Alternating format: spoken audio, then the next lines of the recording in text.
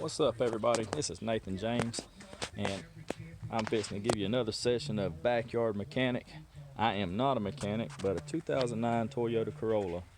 For anybody that has to change a starter, I've already done it. I'm gonna briefly go back through and re-step everything. For one, just in case I ever have to do it again myself. But here's the old starter. There were but 2 bolts holding this on as far as up into the motor itself, and then you do have to get this one right here off to I guess disconnect it totally after you unclip it from there. So obviously the first thing that you always want to do, typically the way I've always been told, is get the battery out.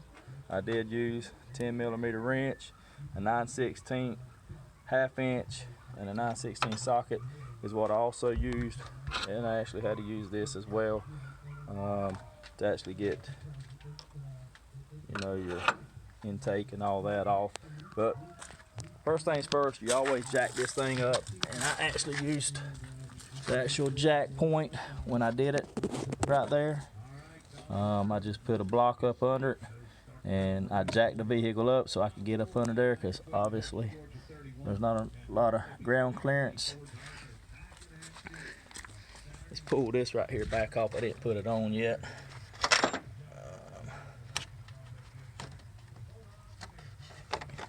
I tell you what, the bottom bolt is easy. Getting that bottom bolt off, ain't nothing to that. There is a bolt in here. Apologize, my finger was in the way. There is a bolt that when I tell you it's some kind of tough, it was for me anyway. Bear with me, I am trying to find it in there. Let's see it from here. Alright, let's see here. Right down the dipstick.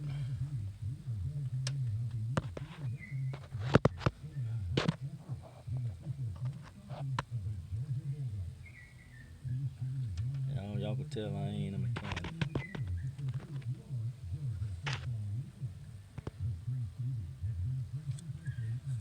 Anyways, this top bolt on this thing,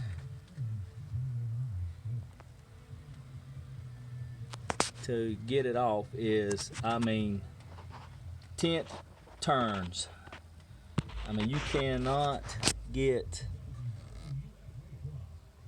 full. There it is right there, y'all. You can barely see it. It's behind this hose. Let's do this right here, see if this works. But there it is right there. Okay, I was barely able to turn. When I say that, just a 10th of a twist on this thing to actually get it to turn.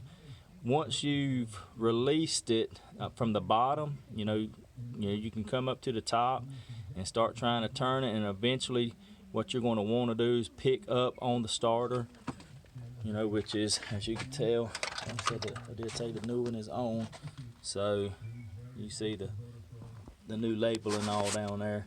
But you can use your hand down here, you pick up on it, and then you can start turning and twisting the bolt a lot better, to get it out and then to get it in. Also too, you can see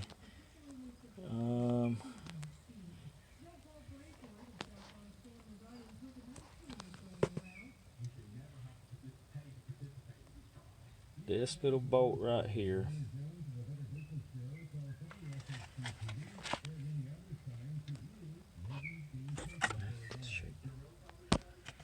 Y'all, I apologize. I'm not an expert at this stuff, but this is mainly for me again. But just to release these lines right here, just so that you can get that little 10th of a turn, maybe 2/10 of a turn in.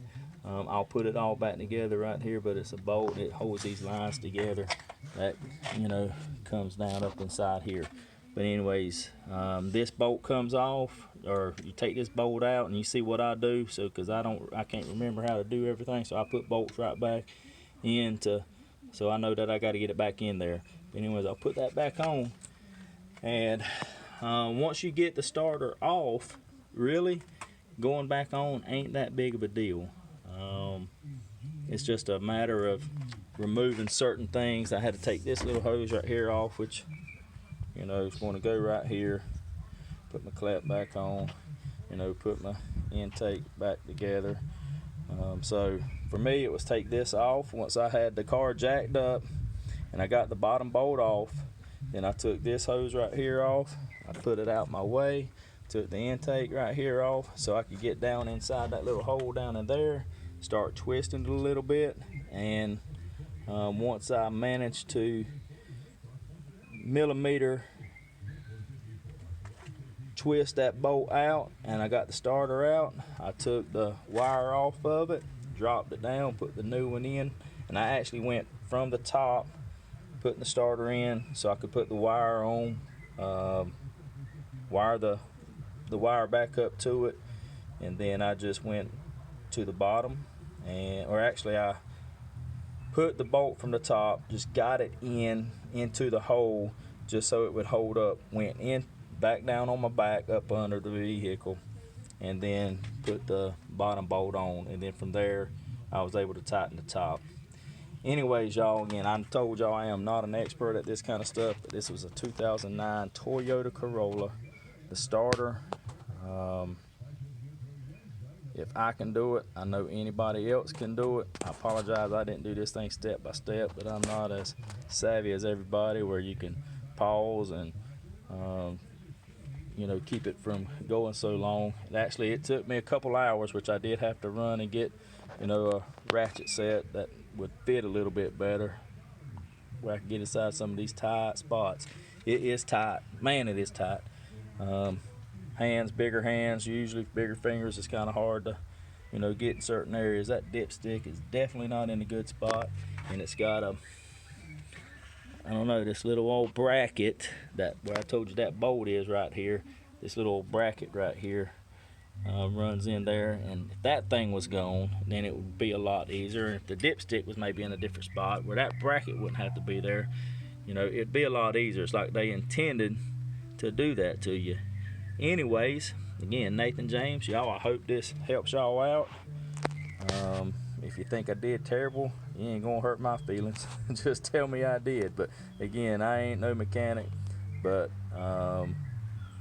if I can do it, anybody can. I hope this helps somebody down the road. Y'all have a safe and blessed day.